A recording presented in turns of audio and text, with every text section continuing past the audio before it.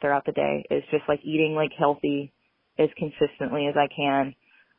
So those are like the key components. I mean, recovery is, a lot of people think like you got to go out and do very specific things, and really all it is getting sleep, hydration, and eating well are the main components.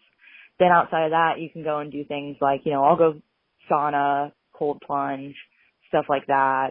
You know, I'll go get massages. Like I have a guy that I trade jujitsu privates with for massage. And so he'll come by. I try and have him like, you know, once a week would be great. Sometimes like it ends up being more like every other week, but I regularly just get massage. I'll do sauna and cold plunging.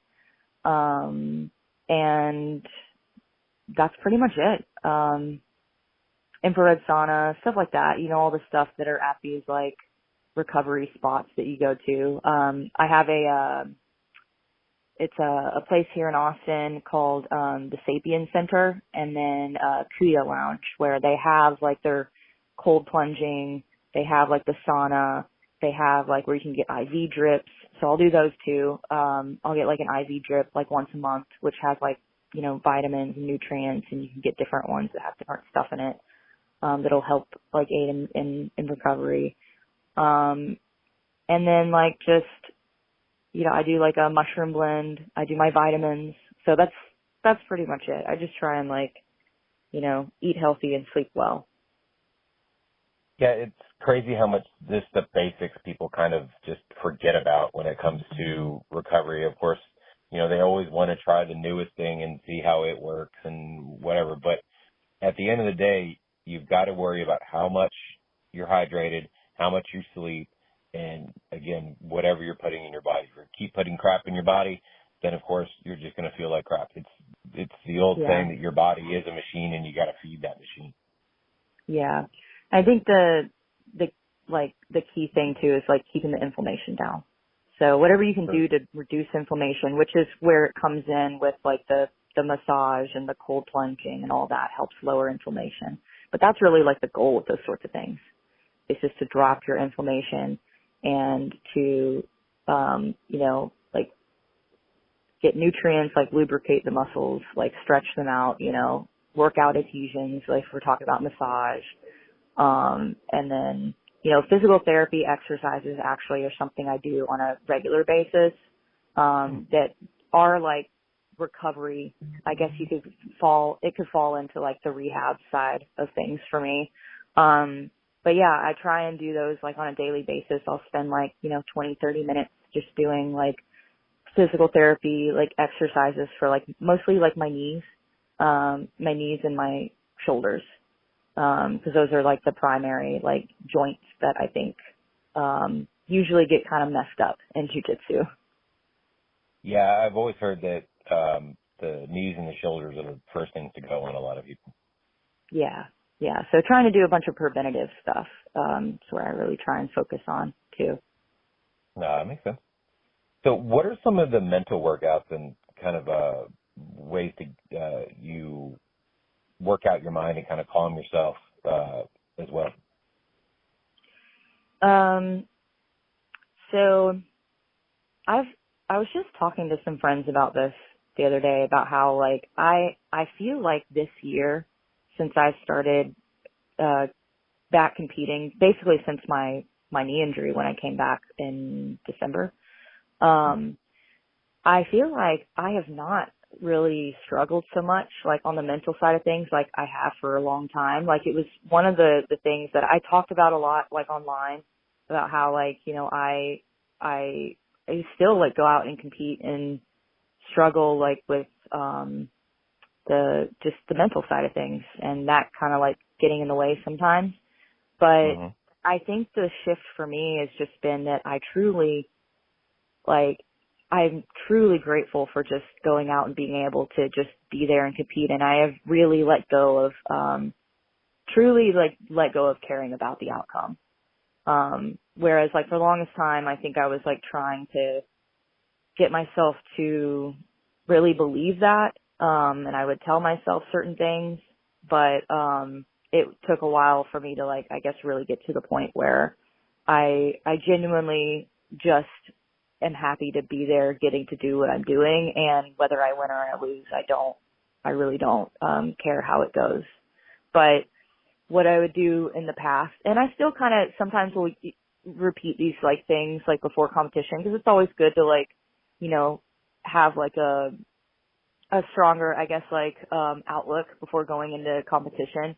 But like I would repeat like little mantras in my head, like, you know, I belong here, or like I'm excited to be here, instead of like I'm nervous. So I would try and reframe like the feelings that I was feeling like in my body as to being more about excitement rather than like nervousness. And I tell myself, you know, like I'm excited to be here. I get to be here. I belong here. I'm going to go out there and have fun. I don't have to do this. I want to be here. I use the term business as usual, because it's no different than me walking out there and getting a role in the gym. I try and frame it like that. Like, you know, the difference is that we really get to go all out and it's just a different venue. But as far as like how I should feel about like being like nervous and anxious, like that shouldn't change. Cause I also understand that like the more calm I can be and the more focused I can be on like my technique, the more successful I can be. So because if if emotions get in the way, that can change the way that you grapple. And it has changed the way that I grappled, in various different matches.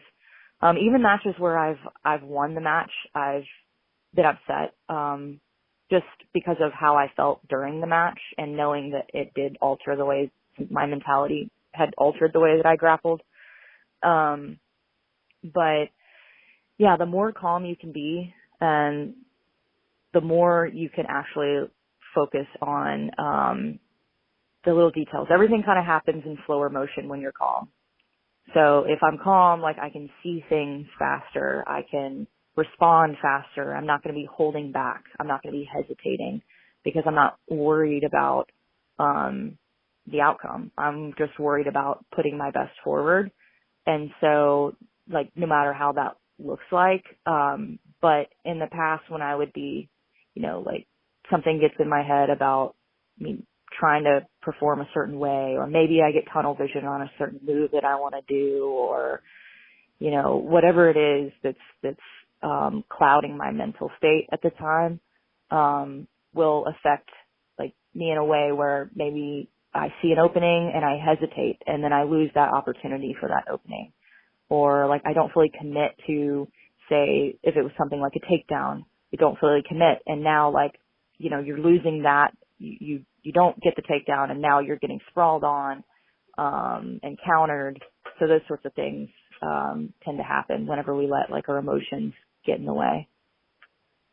Yeah, it's true. I imagine it's that back to the, embrace the suck thing, because, again, you're going to find yourself in positions that maybe at first you might panic, but you've got to kind of fight through that so that you, like you said, you find that calmness to where you can move to where you need to be, or move somebody the way you want them to be. So. Yeah. Yeah, I think that we attach so many different meanings to the outcome, right? This is one of the things I was talking to my student about, who was like nervous about going out and competing, and win or lose, it doesn't really mean anything. It's just a grappling match. Like it doesn't, right. Or whatever it is, whether it's jujitsu or something else, like, it really doesn't mean anything. It only means what you choose for it to mean.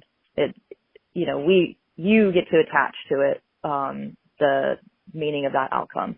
But I think a lot of people, myself included in the past, believe that like, if, I lose, then that means I suck at jujitsu, or it means like this about myself, or whatever it is. And a lot of times those things that we attach to it that's where the therapy side of things come in, right? So like we attach these like,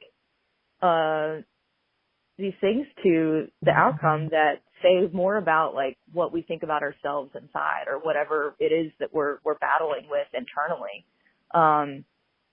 for me, like one of the things was like in the past was like, oh, like if I don't win, then,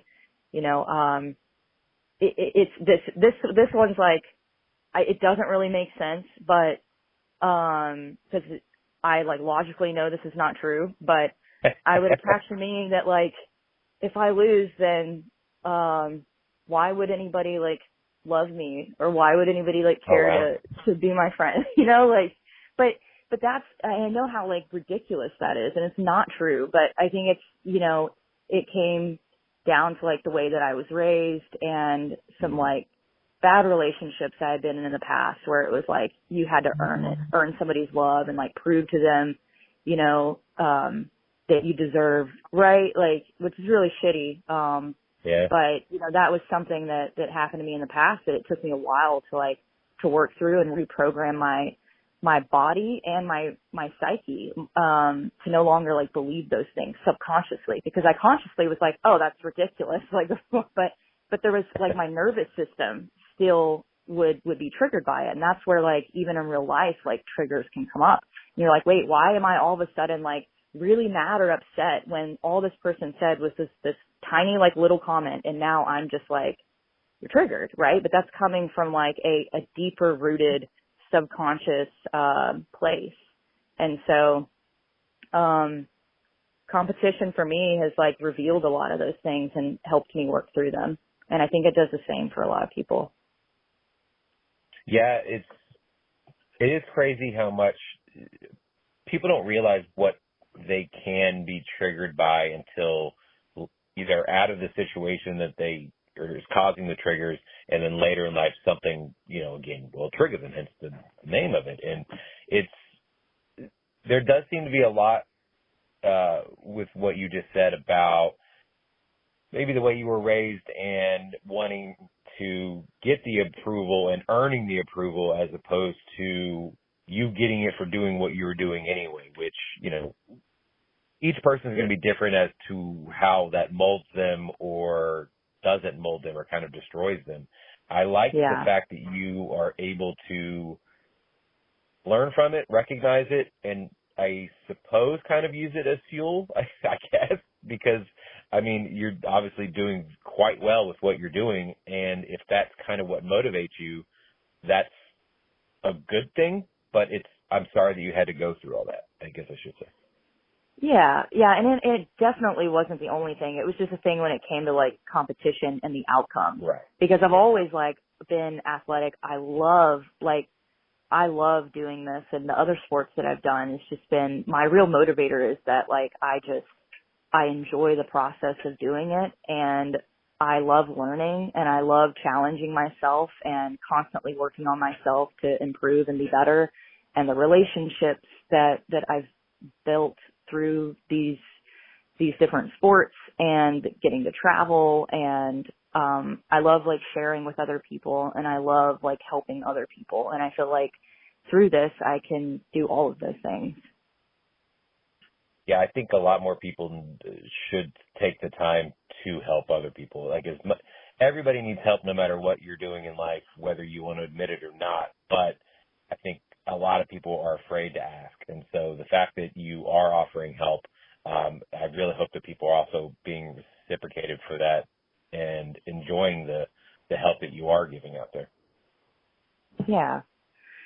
Yeah, and I feel like even like with what I just told you, right? Like those sorts of things, like being open and vulnerable by like sharing like, experiences like that, and like things that, it's not easy to always like admit like, the things that you struggle with and talk about those things, or even if it was like something that, for me is like in the past, but I think that sharing, those difficult experiences,